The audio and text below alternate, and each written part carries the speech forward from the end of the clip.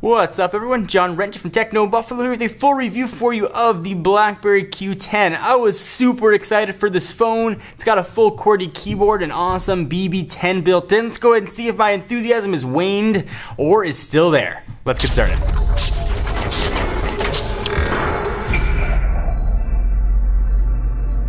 Let's get started. I'm going to begin the way I do all my reviews with a disclaimer. I used this bad boy for 9 days straight as my daily driver. I thought that gave me enough time to use it, get to know the nuances of the phone, and figure out whether or not it's good, bad, or just straight up in between. This is not going to be a full review of BB10. I've covered that when I did the Z10 before, so I've gone through that at length. I'll talk about it a little bit, but not a full review of the OS, more of the phone itself and how the OS works with the device. So no matter what the phone does or what kind of key text input it's got, if it's not going to make phone calls, not going to be super useful to you. I was a bit concerned because of the phone's short length that it wasn't going to pick up my voice very well. Those concerns were very quickly put to rest. The phone quality was awesome. It was really crisp.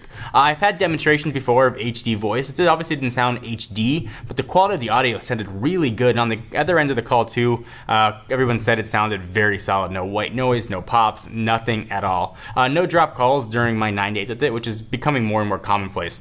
This is an unlocked unit that I did test on AT&T's network. I didn't try it using T-Mobile, so all this is just reflective of AT&T, but it did work very well. I was able to pull in a pretty strong signal strength as well, so if you live in a fringe area, don't worry too much. I just want to remind you the specs of this guy in case you forgot what the Q10 is packing. It's pretty much spec for spec the same as the Z10 or the Z10, depending on how you want to pronounce it, save for a smaller screen and that there keyboard. So what that means is we've got a 3.1-inch square screen at 720 by 720 with a 328 ppi. It's a Super AMOLED display running BlackBerry 10. It's being powered by a 1.5 gigahertz dual-core chip. It's the Snapdragon variety, augmented with 2 gigs of RAM, 16 gigs of internal storage, and of course you can up that via microSD up to 64. The main cameras, it's got one 8 megapixel sensor on the back that can shoot 1080p. On the front, it's got a 2 megapixel sensor living right there by the earpiece. Wi-Fi, it's the standard stuff, 802.11 ABGNN, no AC here. Bluetooth 4.0, it's got a 2100 milliamp hour battery. And the rest of that stuff you'd expect. It does also have micro HDMI if you want to hook it up to a TV. All right, so we ran through the specs. Let's talk about the phone since that's why you are here. So as I put together my notes for this review, I realized most of what I said and my first impressions were still very accurate. Let's begin though with this glorious keyboard, since that's why most people are going to pick up the Q10, because they want that physical clicky clackiness that it provides. And the moral here is I love it. I love the keyboard on the 9900. This one is just as good, if not a little bit better. The keys are actually a little bit larger. You don't have sort of a curve to them. Totally flat keys. The frets are placed awesome. I really just loved typing on this.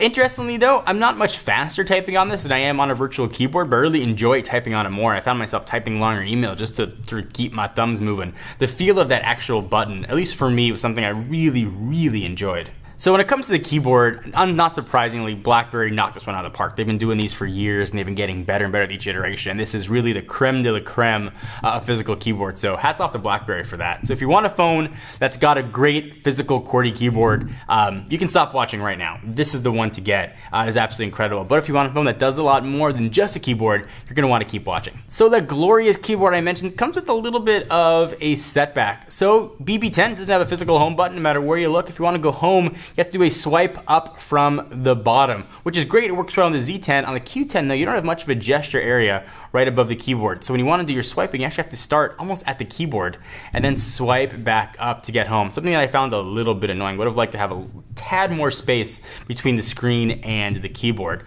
It didn't really affect my accuracy. I was able to hit the home button all the time. It just was a minor annoyance as I used the device. All right, so next let's talk about this screen. It's a square 720 by 720. You'd probably think that's enough pixels to make it look awesome.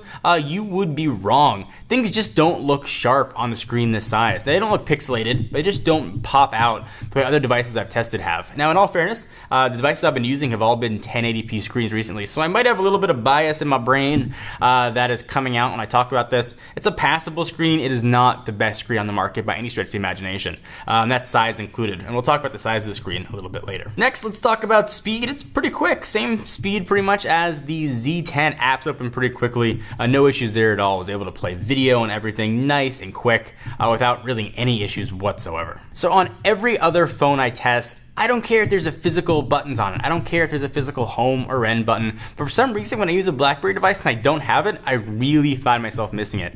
The dialer here is an app that's got a launch to fire up, and then you can dial. It's like that on every other phone, but I can't figure out why for some reason I wish this had a physical send and end button on it, which is so weird to say in this modern age. I wish we had more buttons, but for some reason on the BlackBerry, I really just hope that it was there. Go try the Q10 in the store and see if you feel the same way. This might be something that's unique to me, but from a personal standpoint, I really would have liked to have had a send or an end button if I want to pick up a call to just do that without having to go to different messages or dial without having to go to different screens. And I know iOS and Android don't have those either, so it's irrational, I get it, but I still wish they were there. Next, 8 megapixel camera, there's not much to say here. It's fine, it takes average pictures. You're not gonna blow them up, put it on your wall and sign them Ansel Adams. If you want to take camera phone pictures, it's going to be fine. It's average enough.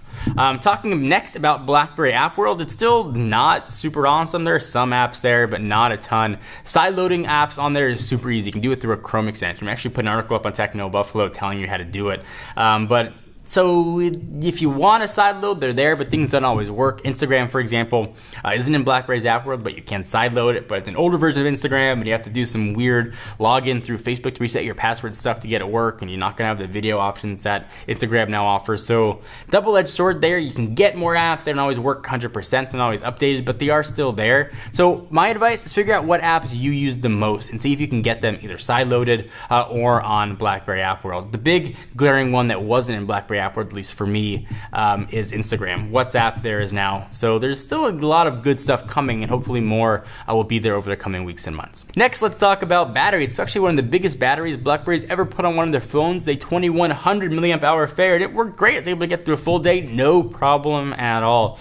Off the charger at 7:30, 2 emails being checked pretty consistently, an hour or so of phone calls, some text messaging, some Angry Birds being played on here. Connected to Wi-Fi most of the day at the home or the office. Able to plug it in, but looked like about 30% of battery life left, so no problem getting through one day. 2 days, you're gonna wanna plug it in, but my big test, if I can get through one day without worry, then that's good enough for me, and this phone definitely is able to do it. Next, let's talk about build quality. This phone feels awesome. BlackBerry again knocked this one out of the park. Sort of that soft touch-esque feel of the weaved glass on the black model feels really nice. The phone's got just enough weight to feel premium, but not heavy. They really killed this one. They've done a great job with build quality on their high-end devices.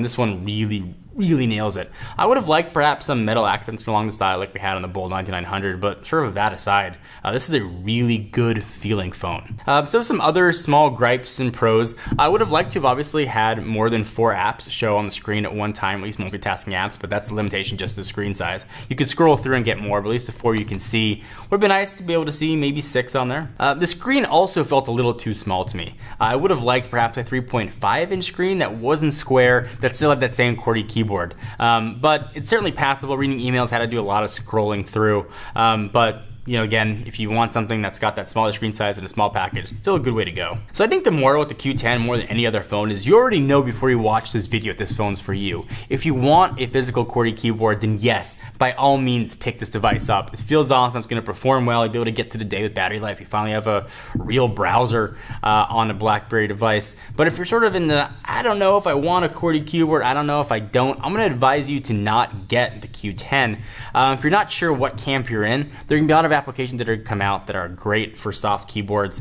I was really jazzed about using this device, and after I used it for my 9 days, I kind of felt myself wanting to go back to my HTC One, not because I didn't like the keyboard, because there was other things I wanted to do other than type. And if you find yourself that all you want to do is a phone for work that you want to email with or text, then this is a really great choice. If you do a lot of other things, you might want to look at the Z10 if you want to stay in BlackBerry's ecosystem. So overall, this phone gets a very solid 7.5 on the Techno Buffalo scale. It's very serviceable, it works well, probably serves you well for the next 2 years, but if you want something that can do a little bit more, can offer a bigger screen size, a higher resolution, you might be best looking elsewhere. Thank you guys for watching. I hope you enjoyed. Do you agree, disagree? I'd love to hear your thoughts. Leave your comments right down below under what have you. Please give the video a thumbs up. We most definitely appreciate it. Check us out at technobuffalo.com. I'm John Rettinger. I'll see you in the next video.